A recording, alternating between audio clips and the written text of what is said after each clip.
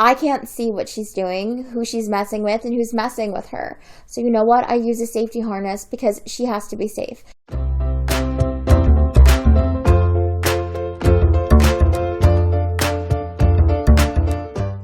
Hey my treasures, it's Sirena and welcome back to my channel for another video. I know, late again. Guys, at this point, I'm lucky if my computer survives the night. So let's just keep our fingers crossed that my computer will make it from day to day, and I will continue to try getting these up on time. But at the moment, if they can get rendered, that's a miracle. So it's just a lot of stress. So I apologize if I seem just really dismal or dejected in this video. I don't like technology flaking on me because then it makes me look flaky. It makes me look like I can't even stick to an upload schedule. But in the end, I can only work as fast as my programs are allowing me to work. And when they're freezing during rendering because my computer's low on disk space, there's a lot more that has to go into it than simply waiting half an hour for a file to render. Lately they've been rendering with nothing in them, so I'll wait 45 minutes to an hour to get a whole video rendered, and there won't be anything in that video because there wasn't enough space for it all to be written. So, yes. But, you know what? I'm here. Let's just do this. As you can see by the title, today I'm going to be talking about 10 blind parenting hacks. I'm going to try to keep it simple, keep it brief, and not wax lengthy like I'm wont to. I might say one or two things about each item on this list, but life hacks are supposed to be simple, so guess what? I'm just going to keep it simple. Let's get started. Hack 1. Get a wheeling car seat frame for ease of baby transport when walking with your cane or dog.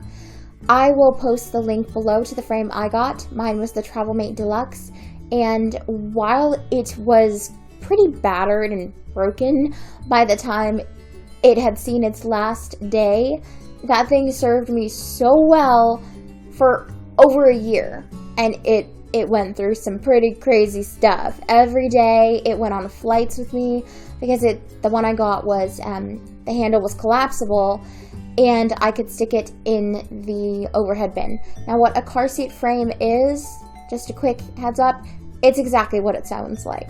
You can take your infant car seat or you can take your toddler car seat and you can strap that car seat to the frame, and the frame is on wheels, on like rollerblade wheels. So what you end up doing is you just end up pulling it behind you, like a suitcase. Hack 2. When baby becomes mobile, adorn them with bells. Like these. This thing here, for those of you who can hear it, you can hear this is a belled something. What it is a belled anklet. I used it first as an anklet and then as a wristlet once she got a little older. This here is a Velcro strap. And affixed to this Velcro strap are bells. The bells are affixed via, I don't know what these things are called at the back, but they're pretty tightly affixed here. And there are 4 bells on this thing, and when I would wrap it around her ankle, I could hear very clearly where she was. When she was younger, I also used these. This is one of her baby shoes. Guys, it fits in the palm of my hand. Like, her shoes definitely don't do that anymore. And as you can hear, there are bells affixed to the ankles. Wow, no, not to the ankles, guys. Bells are affixed to the laces. Their lace has just been threaded through the hole at the bottom of a bell where you would normally hang it on a lanyard or something. It's an amazing way to keep track of your child because even if they're just crawling, you're still going to be able to hear where they are. And when they start walking, belling them up with an anklet, a wristlet, or shoes, or both, which is what I used to do, it's an incredible way of keeping track of where they are at all times. Hack 3. Purchase a talking thermometer. Like this one. I'm not being sponsored by Rycom. I've had this thermometer for ages, years, and it's worked really well for us. It's very sturdy. and it's really useful. Actually, this one I think has a couple different settings. You can do surface temperature, room temperature, and body temperature. We don't really use surface temperature or room temperature, although I think it's pretty cool that it can do that, but it does do body temperature. It's a Rycom RC008, I believe. I will put the information below, and I believe I got this on Amazon. If I can find it, I will put the link in the description box. But it's cool. You just press the thermometer to the forehead, press the button. Your body temperature is 97.9 degrees Fahrenheit. 97.9, so you just add a degree. Her pediatrician told me to do that, so 98, and you get a very accurate gauging of the temperature. And for those of you who can see a little bit, when the temperature is a healthy temperature, this little display screen here glows green. I believe that was green. Here, I'll do it again so you guys can see it. Low. Your body temperature is 97.7 degrees Fahrenheit. Yeah, see, I think that was green. When the temperature is a little too high, like low-grade temperature, it glows orange.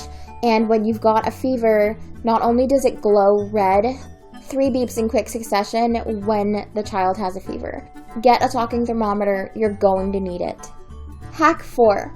Purchase and mark some plastic syringes for ease of administering liquid medicine. Marking syringes can be annoying, but it's necessary. If you don't want to mark your syringes, get syringes of different sizes, because as your child grows, he or she is going to be taking different doses of medicine. Hack 5. Use a safety harness. A lot of people cringe away from that idea because they're thinking, oh, what will everyone think? They're going to think, I put my kid on a leash. Your kid's in a safety harness. Rosie's was shaped like a monkey. It was super cute. She loved wearing her monkey. Everyone else thought it was cute. I'm sure I got some licks from people that thought I was horrible for putting my child on a leash, but it doesn't bother me. Like, it didn't bother me. She's my child. She was 2 years old. I can't see what she's doing, who she's messing with, and who's messing with her. So you know what? I use a safety harness because she has to be safe. And her safety is paramount. I don't really care what people think of me. You know, if that bothers you, definitely find something that works for you. But I've known parents who use flexi leads on their kids. Like, I didn't do that. And I wouldn't even judge a parent that did. If you find a way that works for you and keeps your child safe, then that's what matters. But there are tons of really cute safety harnesses out there. Some are like backpacks. Some are little outfits they can wear like monkeys. It was more like a vest, not an outfit actually. Rosie's was more like a vest, and it was just super cute. And it had the detachable strap. I could wear it on my wrist, the strap, and it was about 2 feet long, a foot or two long.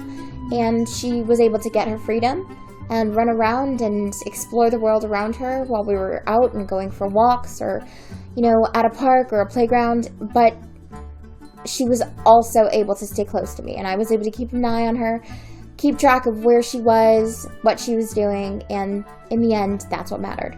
Hack 6. For older children, use Walkie Talkies or another long-range method of keeping track of them. Rosie and I, when we're at the park, we use these. These are Arcshell two-way radios.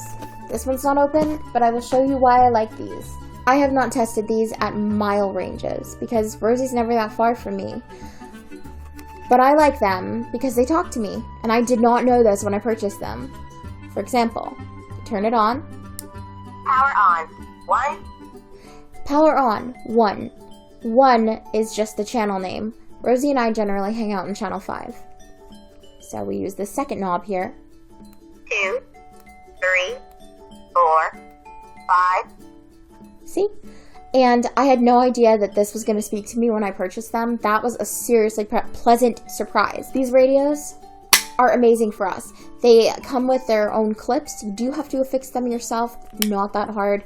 And it's amazing. It is incredible the type of freedom these little radios give us. Like, she loves having her own walkie-talkie. And I love having the ability to give her that freedom, I would definitely suggest getting these radios. Again, I'm not being sponsored. That would be awesome though. Hack 7. Have places for everything.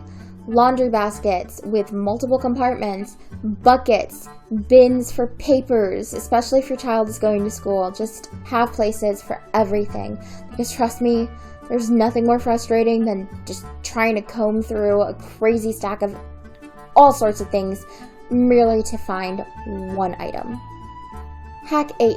When changing an infant, make sure you have everything in easy, identifiable reach. I wouldn't suggest keeping the diapers like in the bag. I would put my diapers in a diaper caddy, and that caddy had a couple different compartments where I would keep wipes, diaper cream, everything was in one place, in easy reach, and I didn't have to fumble through multiple packages or in multiple places. And I could always keep one hand on my child and just grab what I needed as I needed it. And when the diapers would run low, I would just refill them, make sure everything was just there, and it made the entire task so much simpler. Hack 9. When feeding a baby, hold them in your lap or sit facing their side rather than in front of them. I would reach out to Rosie's cheek when she was younger with like my left hand. I'm reaching toward the camera for those of you who can't see. I'm just demonstrating.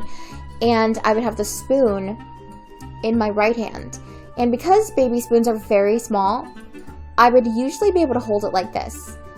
Between my fingers, my thumb and my index finger, with my index finger extended parallel to the underside of the spoon so that the tip of my finger kind of poked out beyond the bowl of the spoon.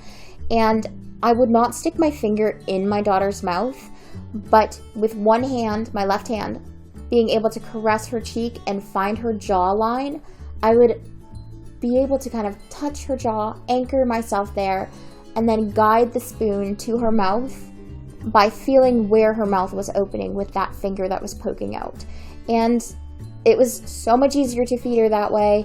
When we were out, I would just hold her in my lap and do much the same. I would merely be holding her with her back to me, and I would caress her left cheek with my left hand, and then use the same practice and feed her with my right hand. It's really simple. Find a way that works for you. That's a good way that worked for us. It was a lot harder feeding her, facing her head on, because the coordination was all off. So for us, my sitting facing her side worked best, especially when she was in a high chair. Hack 10. When changing a baby, clean them in a grid pattern. If you're blind, you've heard of the grid pattern before, I'm pretty sure. For those of you who haven't, the grid pattern is really what it sounds like. You start by doing everything in a grid-like pattern. You start from the bottom, you go down. You inch your way over, go up, down, just go across. You know, this is obviously after you just get all the excess off, because you definitely don't want to grid that all over the place. But if you want to ensure that you've got all coverage and the baby's all clean, definitely take that grid-like pattern and just be methodical. It's really simple. Use your fingers when you're changing a baby. It's your baby. You might get dirty fingers, but you know what? It's not a big deal. So long as the child is clean and happy in the end, that's all that matters. That is it for this video today, guys. I guess I rambled more than I intended to. I mean, can you really blame me? This is me we're talking about. I don't know. I'm probably going to have to go to a Ramblers Anonymous meeting if that's ever going to change. But for now, I will let you go. Thank you so much for watching. If you enjoy what you've seen here, please like this video, give it that big ol' thumbs up, comment, subscribe to my channel, and ring that little notification bell so you know when I'm posting new content. I love you guys so much. Thank you for dealing with this insane uploading schedule, courtesy of my little computer over there, which is clinging on by its fingertips, if computers had fingertips. So we've got to give it props for that, but it's really making punctuality a little difficult. So please bear with me. I adore you guys. I'm not abandoning you. I am yours. I will see you on Saturday. Hopefully it will be Saturday and not Sunday. Fingers crossed. I'll see you guys later. Bye.